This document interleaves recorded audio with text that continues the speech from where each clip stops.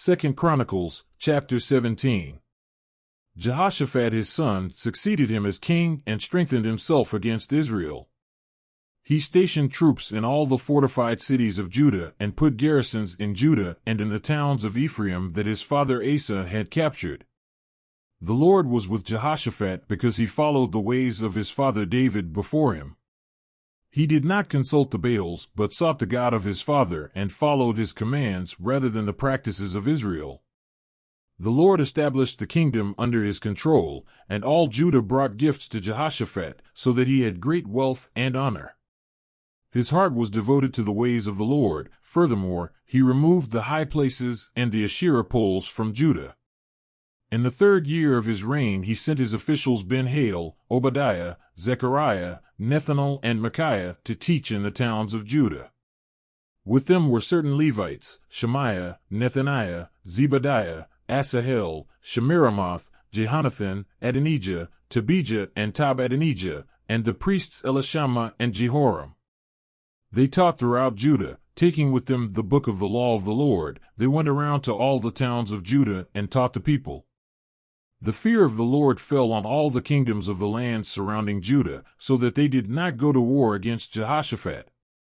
Some Philistines brought Jehoshaphat gifts and silver as tribute, and the Arabs brought him flocks, 7,700 rams and 7,700 goats. Jehoshaphat became more and more powerful. He built forts and store cities in Judah and had large supplies in the towns of Judah. He also kept experienced fighting men in Jerusalem. Their enrollment by families was as follows. From Judah, commanders of units of 1,000. Adnah the commander, with 300,000 fighting men. Next, Jehohanan the commander, with 280,000. Next, Amasiah son of Zichri, who volunteered himself for the service of the Lord, with 200,000. From Benjamin, Eliada, a valiant soldier, with 200,000 men armed with bows and shields. Next, Jehozabad, with 180,000 men armed for battle. These were the men who served the king, besides those he stationed in the fortified cities throughout Judah. Second Chronicles, chapter 18. Now Jehoshaphat had great wealth and honor, and he allied himself with Ahab by marriage. Some years later he went down to see Ahab in Samaria. Ahab slaughtered many sheep and cattle for him and the people with him and urged him to attack Ramoth Gilead. Ahab king of Israel asked Jehoshaphat king of Judah, "Will you go with me against Ramoth Gilead?" Jehoshaphat replied, "I am as you are, and my people as your people. We will join you in the war." But Jehoshaphat also said to the king of Israel, "First seek the counsel of the Lord."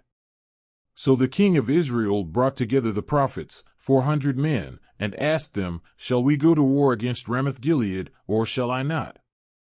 "Go," they answered, "for God will give it into the king's hand." But Jehoshaphat asked, "Is there no longer a prophet of the Lord here whom we can inquire of?" The king of Israel answered Jehoshaphat, "There is still one prophet through whom we can inquire of the Lord, but I hate him because he never prophesies anything good about me, but always bad. He is Micaiah son of Imlah." "The king should not say such a thing," Jehoshaphat replied. So the king of Israel called one of his officials and said, "Bring Micaiah son of Imlah at once." Dressed in their royal robes, the king of Israel and Jehoshaphat king of Judah were sitting on their thrones at the threshing floor by the entrance of the gate of Samaria, with all the prophets prophesying before them. Now Zedekiah son of Kenana had made iron horns, and he declared, "This is what the Lord says, with these you will gore the Arameans until they are destroyed." All the other prophets were prophesying the same thing.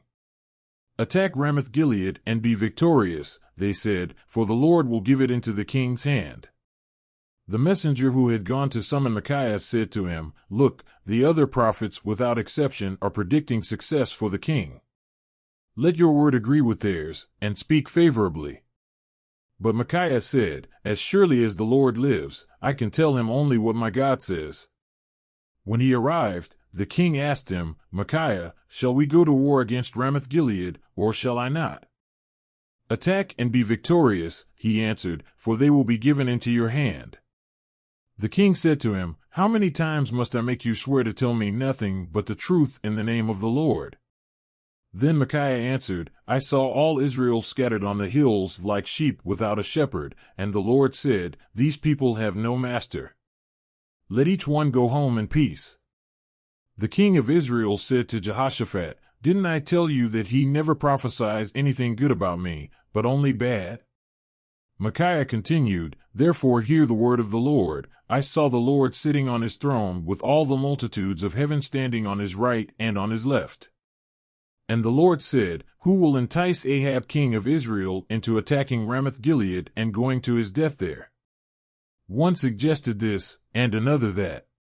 Finally, a spirit came forward, stood before the Lord, and said, "I will entice him."